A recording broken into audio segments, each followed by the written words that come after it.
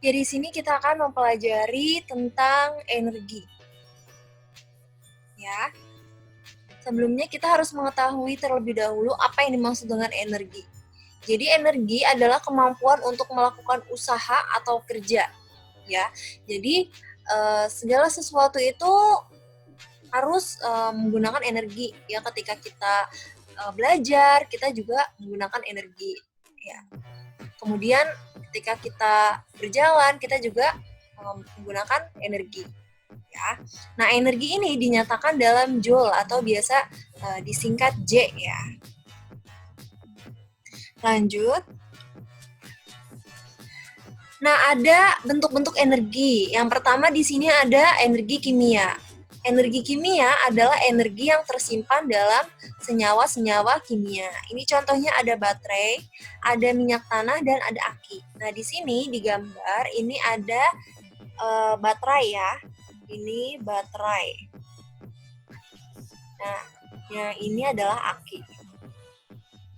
Nah, baterai dan aki ini adalah energi kimia. Ya, biasanya energi kimia ini nantinya akan diubah menjadi energi listrik. Contohnya, kalau kalian punya mainan mobil-mobilan, ya. Nah, mobil-mobilan itu menggunakan baterai untuk agar dia bisa berjalan. Nah, energi kimia yang berasal dari baterai itu nanti akan diubah menjadi energi listrik, sehingga mobil-mobilan tersebut bisa berjalan atau bergerak, ya. Nah, begitupun aki ya, kendaraan bermotor dan kendaraan mobil itu bisa berjalan, bergerak itu karena adanya energi dari aki ya. Lanjut. Kemudian ada energi kinetik. Energi kinetik adalah energi yang dimiliki oleh benda yang bergerak. Jadi semua benda yang bergerak itu memiliki energi kinetik. Yang pertama di sini contohnya ada mobil yang bergerak. Ya, karena bergerak maka memiliki energi kinetik. Kemudian ada angin yang berhembus. Nah, angin yang berhembus juga memiliki energi kinetik. Kemudian ada baling-baling kipas angin yang bergerak. Itu juga memiliki energi kinetik. Ya, jadi semua yang bergerak itu memiliki energi kinetik. Lanjut. Ada energi potensial. Energi potensial adalah energi yang dimiliki benda karena letak atau kedudukannya. Atau ketinggian ya, atau ketinggiannya. Contohnya di sini ada buah mangga di pohonnya. Ya. Ini buah mangga ini berada di pohonnya. Nah, pohon mangga ini kan ada tingginya ya. Ada tingginya. Misalnya pohon mangga yang ini nih, buah mangga yang ini nih. Ya. Nah, tingginya dari sini ke tanah itu berapa meter? Berapa meter? Nah, ada ketinggian, maka ada pula energi potensialnya. Ya, begitu juga ada air terjun. Air terjun ini kan ada ketinggiannya. Ya. Maka ada pula energi potensialnya. Seperti itu. Kemudian contoh lainnya ada seorang penerjun payung yang melayang di udara.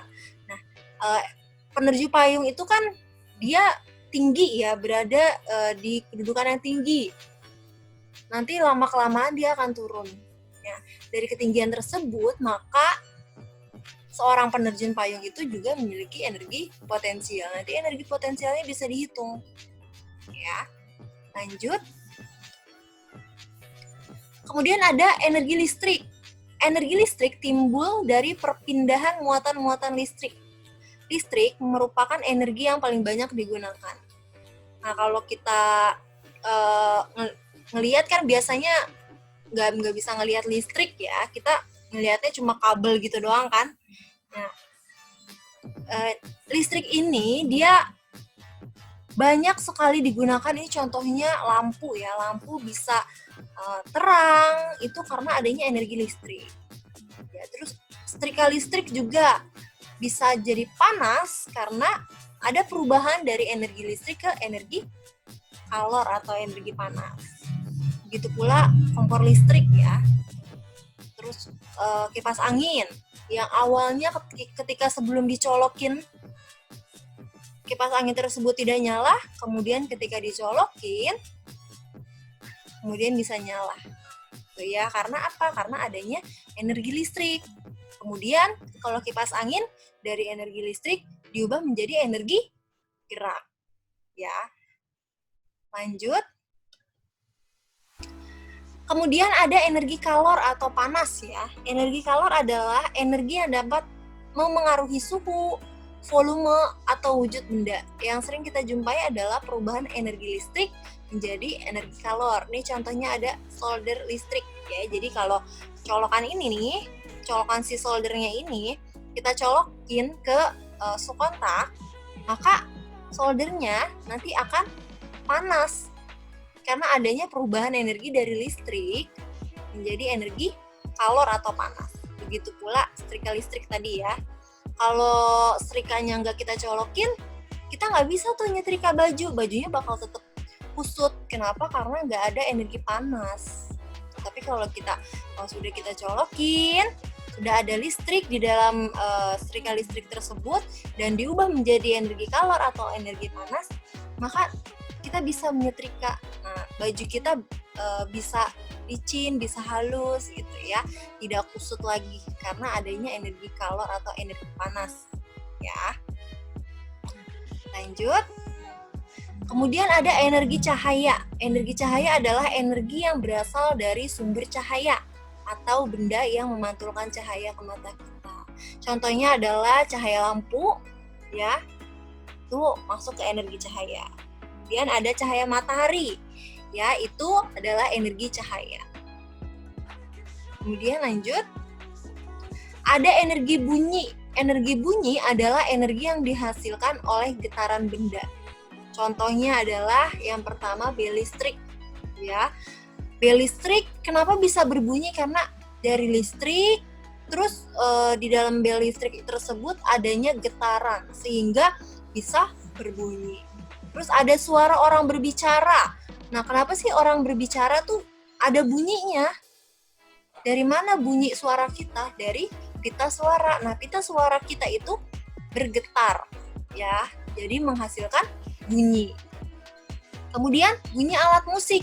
Nah, semua alat musik ini bisa berbunyi karena adanya getaran. Mau alat musiknya dipukul.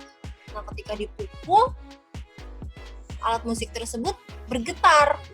Nah, sehingga menghasilkan suara. Ya, lanjut. Kemudian ada energi nuklir. Energi nuklir terjadi karena adanya reaksi fisi atau fusi dalam atom dari unsur radioaktif. Nuklir dimanfaatkan untuk sumber energi pada pembangkit listrik tenaga nuklir. Ini contohnya ya, nuklir. Jadi dia bisa juga dijadikan sebagai pembangkit listrik tenaga nuklir. Lanjut, ada energi otot. Energi otot adalah energi yang dihasilkan dari otot tubuh, mau tubuh hewan, mau tubuh manusia, ya. Energi dalam tubuh dibentuk dari makanan, air, oksigen. Manusia dapat melakukan aktivitas karena memiliki energi otot seperti mengangkat beban, itu kan perlu otot ya. Lanjut. Nah, yang terakhir di sini ada energi biogas. Apa sih energi biogas itu? Energi biogas ini adalah energi yang memanfaatkan gas metana dari kotoran ternak seperti sapi, kerbau, dan kambing, yang kemudian akan dimanfaatkan untuk bahan bakar, ya. Misalnya untuk penerangan di daerah yang belum terjangkau PLN dan sebagai pengganti gas LPG. Ya. Nih, misalkan dari kotoran sapi. Kotoran sapi nanti dicampurkan dengan air. Kemudian disimpan, didiamkan sehingga nanti akan terbentuk gas. Nah, gas tersebut nanti lama-kelamaan bisa digunakan untuk tadi menyalakan kompor sehingga bisa membantu kita memasak atau membuat kita dapat menyalakan lampu agar terang ya. Ini untuk misalnya di pedesaan yang belum ada listrik, bisa menggunakan energi biogas. Ya, jadi energi biogas ini adalah energi dari gas metana. Ya, gas metana ini dari kotoran ternak seperti sapi, kerbau, dan kambing. Ya. Sekian.